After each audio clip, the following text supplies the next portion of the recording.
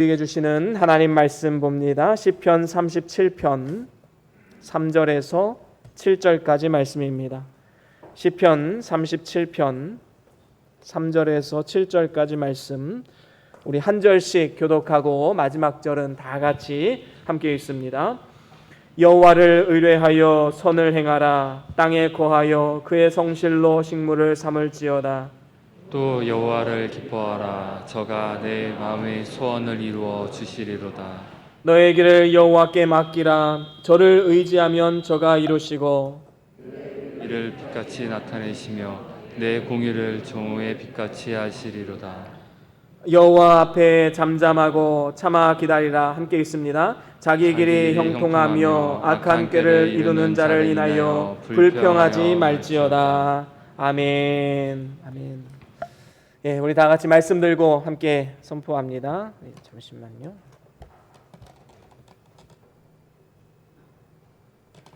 예, 말씀 들고 함께 선포합니다.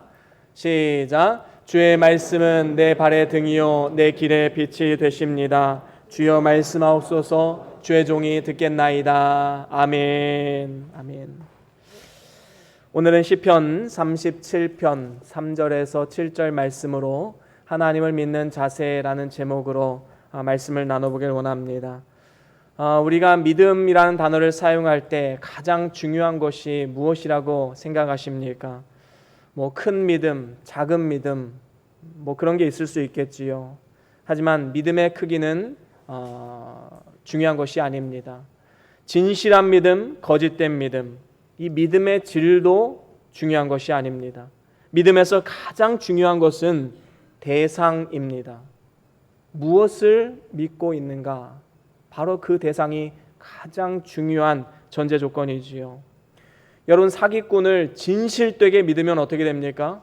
사기를 당합니다. 인생 망합니다. 그래서 바른 대상을 믿는 것이 바로 믿음의 첫 출발인 것이지요. 그리고 가장 중요한 것입니다.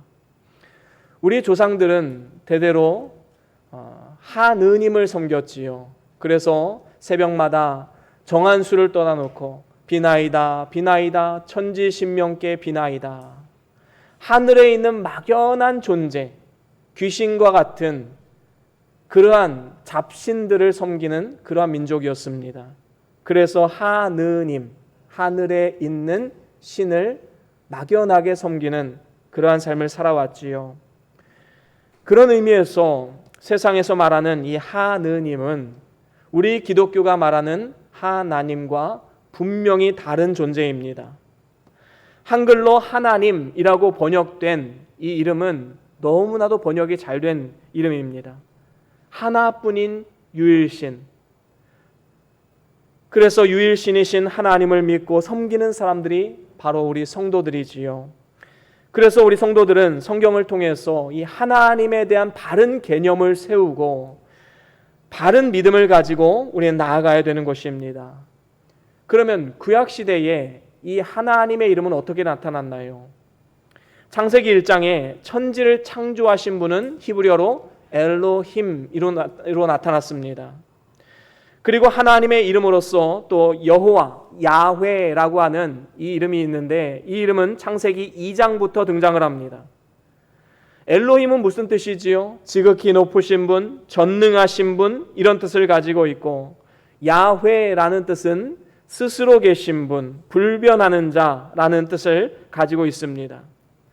그래서 태초에 만물을 창조하실 때에는 전능하신 분, 바로 엘로힘으로 자신을 계시하시고 나타내셨고, 또 창세기 2장부터는 야훼 하나님, 불변하시는 분, 변치 않으시는 신실하신 분, 그 하나님과 인간 사이의 언약의 관계 속에서 야훼로 등장을 하셨습니다.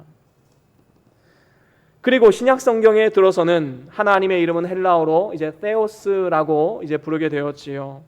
이 테오스는 구약의 엘로힘과 야훼의 의미를 모두 담고 있습니다. 그래서 하나님은 전지전능하시고 변함이 없으신 분, 바로 그러한 하나님을 우리는 믿고 살아가고 있는 것입니다.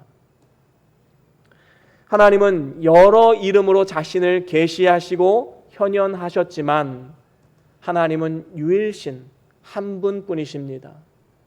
그 한 분 하나님, 그 한 하나님을 우리는 믿고 있는 것이지요. 이러한 하나님을 바른 마음의 자세로 믿는 자, 하나님께서 큰 은혜의 도우심으로 함께 하시겠다 분명히 약속하셨습니다. 그렇다면 우리가 여호와 하나님을 믿는 그 마음의 자세가 어떠해야 될까요? 오늘 말씀에 4가지로 우리에게 가르쳐주고 있음을 보게 됩니다. 우리가 하나님을 믿는 바른 자세, 첫 번째로는 하나님을 의뢰하라라는 것입니다. 오늘 본문 3절에 보면 하나님을 의뢰하여 라고 말씀하고 있지요. 하나님께서는 내가 강하고 힘이 있을 때는 절대로 역사하지 않으십니다. 하나님이 일하실 때가 언제입니까? 내가 연약하고 내가 낮아지고 내가 할 수 없다 느낄 때, 오직 주만 바라보고 의뢰할 때 하나님은 비로소 역사하시는 것입니다. 그래서 우리가 예수님을 믿을 때에요, 때로는 박해가 오고 때로는 고난이 찾아오고 때로는 어려움이 찾아올 때 우리가 더욱더 하나님께 부르짖을 때임을 기억하고 주의 성전으로 나와야 합니다. 기도의 자리에 나와야 되는 것이지요. 여러분 한번 생각해 보십시오. 우리의 삶 가운데 고난이 없다면, 우리의 삶 가운데 고통이 없다면 우리가 어떻게 하나님을 찾을 수 있겠습니까? 우리가 언제 어떻게 하나님을 부르짖을 수 있겠습니까? 하나님은 연약한 우리를 통해서 하나님의 이름이 불려지기를 원하십니다. 그리고 우리를 통해서 하나님의 영광이 나타나기를 원하십니다. 그렇기 때문에 고통 가운데 우리는 더욱더 하나님을 의뢰해야 되는 것입니다. 이사야 26장 3절에 보면 이렇게 말씀합니다. 우리 같이 한번 읽어보겠습니다. 시작. 주께서 심지가 견고한 자를 평강의 평강으로 지키시리니 이는 그가 주를 의뢰함이니이다. 아멘. 그렇습니다. 여러분, 하나님을 의뢰하는 자가 심지가 견고한 자이지요. 심지가 견고한 자라는 뜻은 무엇입니까? 오직 한 마음을 가지고 있다라는 것입니다. 우리 마음 가운데 사실 갈등과 불안과 두려움이 생기는 이유가 무엇입니까? 마음이 갈리기 때문이지요. 오직 한 분 하나님만을 바라보아야 하는데 하나님을 바라보았다가 또 현실을 바라보면 낙심이 되고 좌절하고 불평, 불만이 생기는 것. 이 마음이 갈리는 것 때문에 사실은 우리의 삶 가운데 불안과 두려움이 찾아오게 되는 것입니다. 세상과 하나님, 우리는 둘 중에 하나를 선택해야 됩니다. 이렇게 하나님을 선택하고 하나님 앞에 심지가 견고한 자로 나아갈 때에 하나님의 약속의 말씀이 있지요. 평강의 평강으로 지키시겠다 약속하셨습니다. 반면에 만약에 사람을 의뢰하면 어떻게 됩니까? 사람을 의지하고 바라보면 결국에는 실망할 수밖에 없습니다.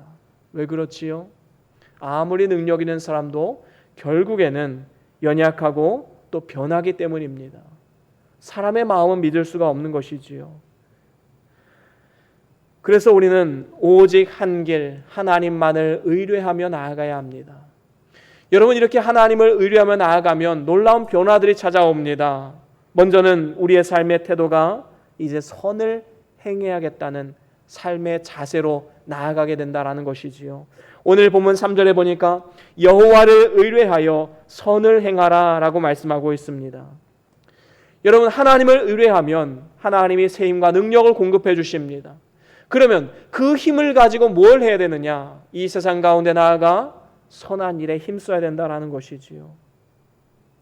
디도서 2장 14절에 보면 이런 말씀이 있습니다. 우리 같이 한번 읽어볼까요? 디도서 2장 14절입니다.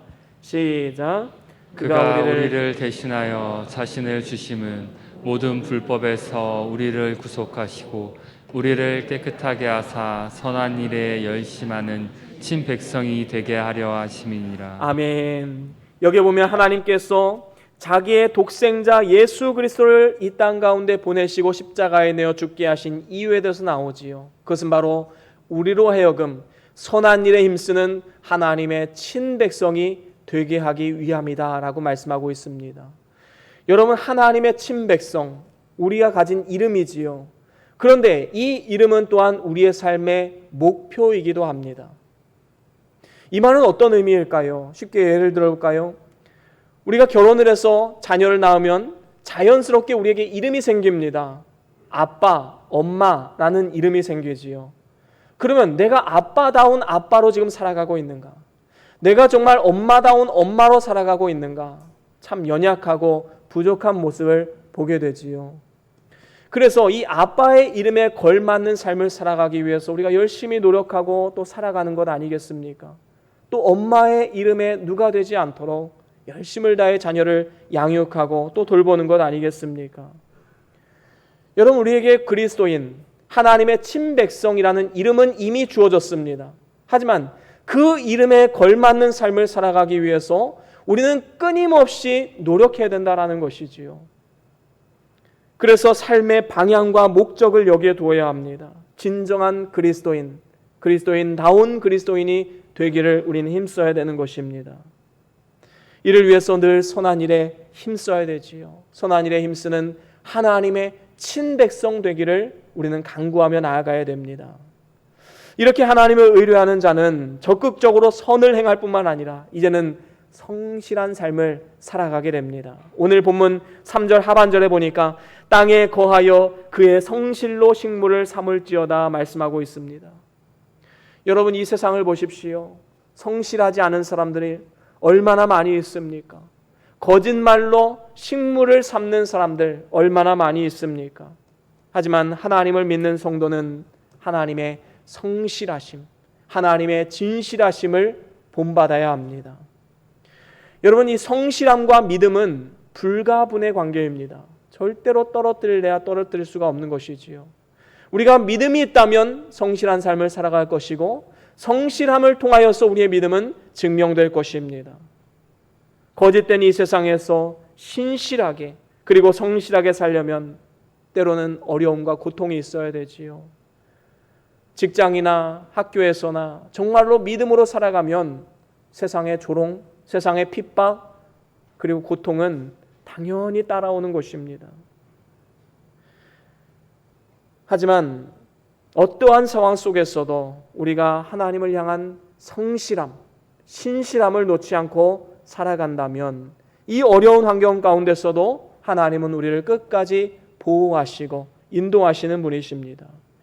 여러분, 요셉을 한번 보십시오. 하나님 앞에 언제나 성실함으로 살아갔습니다. 그런데 그의 삶에 나타나는 건 무엇이지요?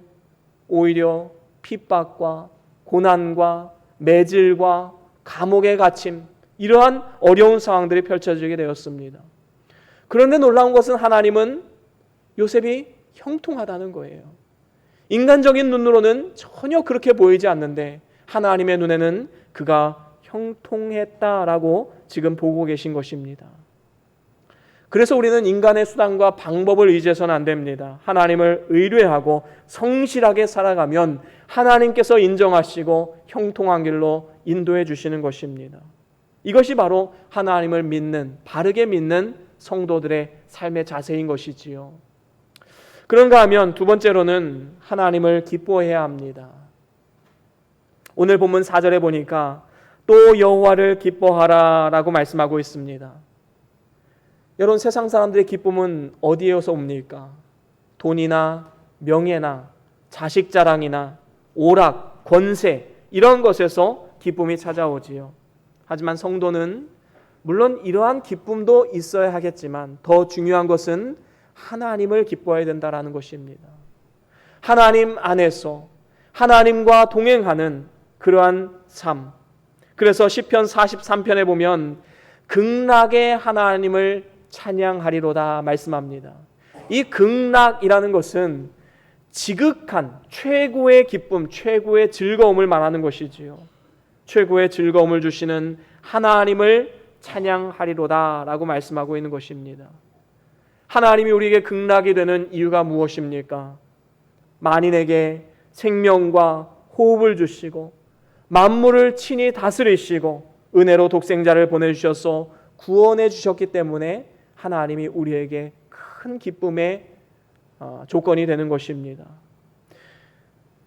엄마의 사랑과 보살핌을 신뢰하는 어린아이는 그 엄마를 봄으로 인해서 만면의 미소가 가득하고 참 기쁨과 즐거움으로 뛰어놀지요.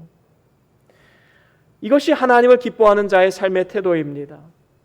세상 것을 기뻐하고 세상 것을 즐거워하면 헛되고 헛된 것이지만 하나님으로 기뻐하면 우리는 영원한 것을 얻고 좋은 결과를 얻게 되는 것입니다. 이렇게 하나님으로만 기뻐하고 즐거워하면 오늘 본문 4절 하반절에 보니까 이렇게 말씀합니다. 저가 내 마음의 소원을 이루어 주시리로다 말씀하고 있습니다. 여러분, 하나님을 향해서 기뻐하고 하나님 한 분으로 기뻐하는 삶, 그러한 삶을 살아가면 하나님께서 그 마음의 소원을 이루어 주시겠다 분명히 약속하셨습니다. 그렇습니다. 이것이 얼마나 놀라운 약속입니까? 마태복음 15장에 보면 가나안 여자 한 사람이 나와 예수님께 자기의 딸의 병을 고쳐달라고 요청하는 장면이 나옵니다. 만약에 여기서 예수님께 나와왔을 때 예수님이 이런 말씀을 하셨지요. 자녀의 떡을 취하여 개들에게 던짐이 마땅치 아니하니라. 여러분, 이 말씀만 보면 어떻습니까? 예수님 참 매정하시다. 예수님 참 차별 대우하시는 건 아닌가, 이러한 생각이 들 수도 있겠지요. 하지만 이것은 예수님께서 이 여인의 반응을 살펴보고자 하셔서 좀 과격한 표현을 하신 것이지요. 만약에 여기서 가나안 여인이 낙심을 했거나 아니면 내가 당신께 다시는 나오나 보십시오 하면서 뒤도 돌아보지 않고 나아갔다면 주님의 놀라운 역사는 볼 수가 없었을 것입니다. 그런데 그때 가나안 여인은 뭐라고 말합니까? 주여, 주의 말씀이 옳지만은 주인의 상에서 떨어지는 그 부스러기라도 그 종이 먹지 않습니까? 그러면서 예수님 앞에 더욱더 간구하며 나아갑니다. 그리고 여자에게 말씀합니다. 예수님께서 이 대답을 듣고 참 기뻐하셨지요. 그리고 이렇게 말씀합니다. 여자야, 내 믿음이 크도다. 내 소원대로 될지어다. 그렇습니다. 그리고 그 딸이 나음을 입게 되었지요. 여러분, 이와 같이 하나님을 기쁘시게 하면요, 하나님께서 그의 소원을 이루어 주십니다. 반드시 하나님은 그 마음의 소원을 들어주시는 분이십니다. 만약에 우리가 하나님께 얻지 못한 것이 있다면 두 가지 중에 하나이지요. 우리가 구하지 않았든지 아니면 정욕에 쓰려고 잘못 구했기 때문인 것입니다. 정말로 우리가 하나님의 기쁨이 되고 하나님 앞에 간구하면 하나님의 고민이 시작되지요. 얘가 나를 위해서 이렇게 기쁨이 되는데, 기뻐하는데 과연 나는 어떻게 이 사람을 위해서 기쁨이 될 수 있을까? 하나님의 고민이 시작되는 것입니다. 여러분, 영적인 자존감을 높이십시오. 자존감이 높은 자녀는 어려서부터 부모와 이 기쁨을 주고받는 그러한 신뢰의 관계에서부터 시작이 됩니다. 바로 여기서 우리의 영적인 자존감이 나오게 된 것이지요. 느헤미야 8장 10절에 보면 이렇게 말씀합니다. 우리 같이 한번 읽어볼까요? 느헤미야 8장 10절입니다. 시작. 느헤미야가 또 이르기를 너희는 가서 살찐 것을 먹고 단 것을 마시되 예비치 못한 자에게는 너희가 나누어 주라. 이날은 우리 주의 성일이니 근심하지 말라. 여호와를 기뻐하는 것이 너희의 힘이니라 하고. 아멘. 여호와를 기뻐하는 것이 너희의 힘이니라. 여러분, 얼마나 복된 말씀입니까? 다윗은 하나님의 마음에 합한 사람이었지요. 여호와 하나님으로 인해 참 기쁨이 있었던 사람입니다. 그가 하나님을 기뻐했기 때문에 하나님은 다윗에게 큰 힘이 되어주셨지요. 목자가 되어주셨습니다. 골리앗도 이길 수 있는 힘을 주셨습니다. 어떻게 그 작은 소년이 그 거인 골리앗 앞에 담대히 맞설 수 있었겠습니까? 그것은 하나님을 신뢰하는 영적인 자존감이 높았기 때문입니다. 내가 하나님을 기쁘시게 하고 하나님이 나의 소원에 응답하시는 그 신뢰의 관계 속에서 이러한 담대한 믿음이 나오고 영적인 자존감이 높아지게 되는 것입니다. 그것은 꼭 어떠한 커다란 기도의 제목이 응답됨을 통해서 우리의 삶에 나타나는 것은 아닙니다. 하나님 이번 시험에 꼭 합격시켜 주셔야 됩니다. 하나님 이번 사업 꼭 성공하게 해주셔야 됩니다. 하나님 내가 가진 이 질병 꼭 떠나갈 수 있도록 하나님 도와주십시오. 이렇게 특별한 기도와 응답이 아니라 일상적인 삶 가운데 그저 하나님과 대화하듯이 하나님께 우리의 어려움을 아뢰고 또 하나님의 어루만져 주심을 느끼고 그저 일상의 생활 가운데 하나님과 동행하심을 느끼는 삶, 이러한 것을 통해서 상호 간의 신뢰가 싹트게 되는 것이지요. 여러분, 심겨진 작은 세상 가운데 살아가면서 오직 하나님 한 분으로 기뻐하십시오. 하나님께서는 나에게 가장 좋은 것을 주시는 분이시고 또 해가 되는 것은 주시지 않는 분이시다라는 이 영적인 신뢰, 그래서 그 안에서 참 기쁨으로 살아가는 이러한 삶을 통해서 하나님은 우리의 삶 가운데 역사하시고 우리의 힘과 능력이 되어주시는 것입니다. 저와 여러분들이 날마다의 삶 가운데 오직 하나님을 바라보고 하나님 안에서 참 기쁨을 누리심을 통하여서 하나님의 일하심, 하나님의 역사하심을 날마다 목도하며 살아가는 그런 복된 삶이 다 될 수 있기를 주의 이름으로 간절히 축원합니다. 그런가 하면 세 번째로는 하나님께 맡겨야 합니다. 우리의 삶의 모든 것을 하나님께 맡기는 삶을 살아가야 되지요. 오늘 본문 5절에 보니까 너의 길을 여호와께 맡기라 라고 말씀하고 있습니다. 여러분, 전능하시고 진실하신 하나님은 우리의 모든 짐을 맡아주시는 분이십니다. 우리의 죄짐을 단번에 맡아서 죽어주셨고 또한 우리의 짐을 대신 져주시는 분이십니다. 그렇기 때문에 우리의 모든 죄짐뿐만 아니라 우리의 삶에 짊어지고 있는 많은 짐들, 우리의 생명과 가족과 사업과 앞길의 모든 두려움을 다 하나님께 내어 맡겨야 되는 것입니다. 하나님께 맡기면 하나님께서 권고하시고 좋은 길로 우리를 인도하신다라는 것이지요. 너의 길을 여호와께 맡기라. 저를 의지하면 저가 이루시고 라고 오늘 본문 말씀에 분명히 말씀합니다. 여러분, 내가 하면 어떻게 되지요? 내 힘으로 하면 내가 책임져야 되고 내가 모든 것을 이루어야만 합니다. 하지만 하나님은 오늘 우리에게 말씀하십니다. 나에게 맡겨라. 나를 의지하면 내가 이룰 것이다. 하나님은 우리에게 말씀하고 계십니다. 여러분, 한번 생각해 보십시오. 우리가 하나님께 맡기지 않아서 응답받지 못하는 것이 얼마나 많이 있습니까? 그저 전전긍긍하며 내 손에 쥐고 그것을 통해서 늘 걱정하고 근심하고 불안에 떠는 모습이 얼마나 많이 있습니까?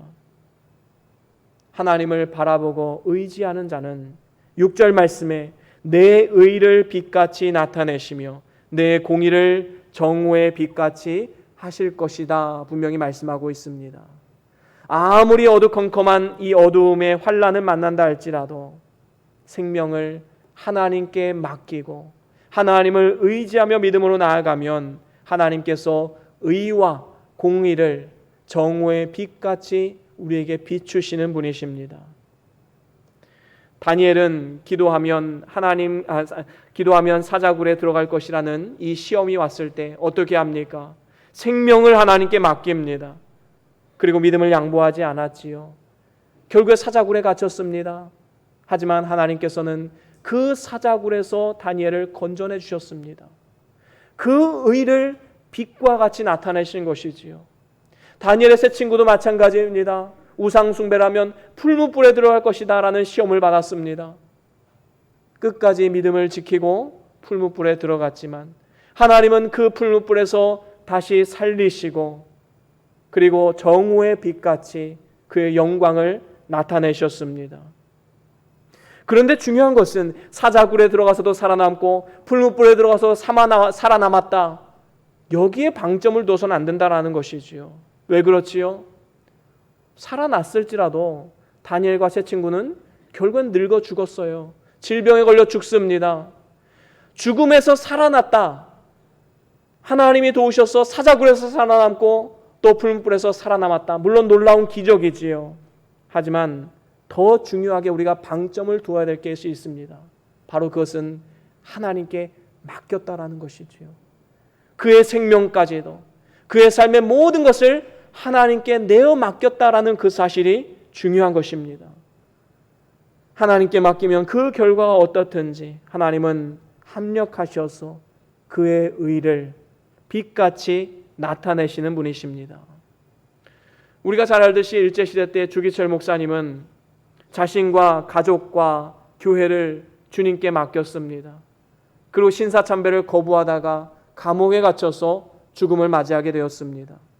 하나님께서 비록 다시 살리는 이 역사를 나타내 보이지는 않으셨지만 그의 삶을 통해서 우리 모든 후손들에게 하나님의 영광이 나타나고 그의 의를 빛과 같이 나타내신 것 아니겠습니까? 이러한 의인들은 하늘에 가서 해와 같이 빛날 것이다. 성경은 약속하고 있습니다. 저와 여러분들의 삶 가운데는 여러 가지 삶에 대한 걱정과 근심, 불안이 있을 것입니다. 미래에 대한 두려움도 있습니다. 하지만 이 시간 저는 여러분들에게 말씀드립니다. 그 모든 것을 하나님께 내어 맡기십시오. 내 손에 그 쥐고 힘들어하면서 전전긍긍하지 마시고 하나님께 내어 맡기시고 하나님의 도우심을 구하시길 바랍니다. 그러면 하나님은 반드시 일하십니다. 그리고 그의 의와 공의를 빛과 같이 나타내 주시는 분이심을 믿습니다. 그런가 하면 마지막으로 네 번째로는 하나님을 기다리라 라는 것이지요. 오늘 본문 7절에 보니까 이렇게 말씀합니다. 여호와 앞에 잠잠하고 참아 기다리라. 자기 길이 형통하며 악한 꾀를 이루는 자를 인하여 불평하여 말지어다. 분명히 말씀하고 있습니다. 여러분, 세상에서 의인이 고난을 당하고 악인이 번영을 한다 할지라도 우리는 전혀 불평할 필요가 없습니다. 왜 그렇습니까? 하나님은 반드시 일하시기 때문입니다. 하나님은 성취해 주시는 분이십니다. 여호와께서 집을 세우지 않으면 파수꾼의 경성함이 허사로다 분명히 말씀합니다. 여러분, 하나님이 지켜주셔야지 우리의 삶엔 의미가 있는 것입니다. 내가 모든 일을 다 하려고 하지 말고 하나님이 이루실 것을 잠잠히 우리는 기다려야 되는 것이지요. 인내해야 합니다. 다윗은 시편 40편에 이런 고백을 합니다. 우리 같이 한번 읽어볼까요? 시편 40편 1절입니다. 함께 읽어봅니다. 시작. 내가 여호와를 기다리고 기다렸더니 귀를 기울이사 나의 부르짖음을 들으셨도다. 아멘. 그렇습니다. 여호와를 기다리고 기다렸더니 하나님이 귀를 기울여 주시고 결국에는 하나님의 뜻을 이루어 주셨다. 여러분, 이것이 우리의 믿음의 고백이 되어야 하지 않겠습니까? 사울 왕이 다윗을 죽이기 위해서 얼마나 많은 힘을 쏟았습니까? 그런데 다윗은 사사로운 복수를 하지 않았습니다. 왜 그랬지요? 믿음이 있었기 때문입니다. 기다리는 인내가 있었기 때문입니다. 하나님이 기름 부어 세우신 왕임을 존중히 여겨서 죽이지 않았던 것, 그것은 하나님을 향한 신뢰에서 나온 것이지요. 다윗은 이러한 믿음이 있었던 것으로 보여집니다. 하나님이 사울을 왕으로 세우셨는데 사울이 잘못했을 때 하나님께서 그를 죽이시려면 죽이실 수도 있고 살리시려면 살리실 수도 있다. 바로 이 믿음이 있었기 때문에 끝까지 인내하며 기다릴 수가 있었던 것이지요. 이러한 다윗을 하나님은 눈여겨보셨습니다. 그리고 결국에 사울을 대신해서 이스라엘의 2대 왕으로 세우신 것입니다.